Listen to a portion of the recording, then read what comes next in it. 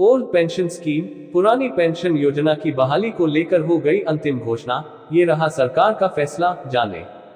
कर्मचारियों द्वारा पुरानी पेंशन, ओल्ड पेंशन बहाली की मांग में दबाव तेज हो रहा है। राष्ट्रीय पुरानी पेंशन बहाली संयुक्त मोर्चा के प्रदेश महामंत्री सीताराम पोखरियाल ने बताया कि यदि सरकार ने इस मांग को नहीं माना, तो लोकसभा चुनाव से पहले बड़ा आंदोलन किया जाएगा। उन्होंने सरकार को कर्मचारियों की ताकत का एहसास कराने की भी चेतावनी दी। नई दिल्ली, ओल्ड पेंशन स्कीम, कर्मचारियों द्वारा पुरानी पेंशन, ओल्ड पेंशन बहाली की मांग में दबाव तेज हो रहा है।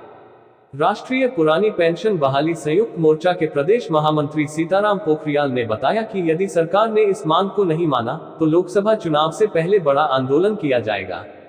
उन्होंने सरकार को कर्मचारियों की ताकत का एहसास कराने की भी चेतावनी दी। कर्मचारियों द्वारा दी गई आपत्ति में कहा गया कि पुरानी पेंशन योजना, ओल्ड पेंशन स्कीम उनके लिए व्यापारिक नुकसान के समान है। रिटायरमेंट के बाद जब कर्मचारी सबसे अधिक पेंशन की आवश्यकता होती है, तो उन्हें इस योजना के बजाय नुकसान झेलना पड़ रहा है। व्यावसायिक वेतन प्राप्त करने वाले कर्मचारी को रिटायरमेंट के बाद नाम मात्र की पेंशन का भुगतान किया जाता है, जो बेहद दुर्भाग्यपूर्ण है। इस विषय में कर्मचारियों की आवाज सरकार तक पहुंचाने का प्रयास किया जा रहा है।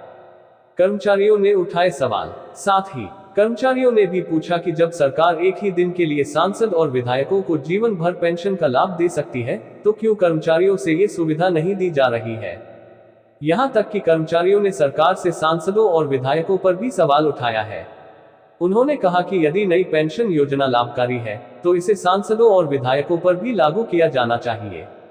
कर्मचारियों ने अधिकारियों से नई पेंशन योजना, न्यू पेंशन स्कीम को फिर से जांचने का अनुरोध किया है, ताकि उन्हें भी उसका लाभ मिल सके।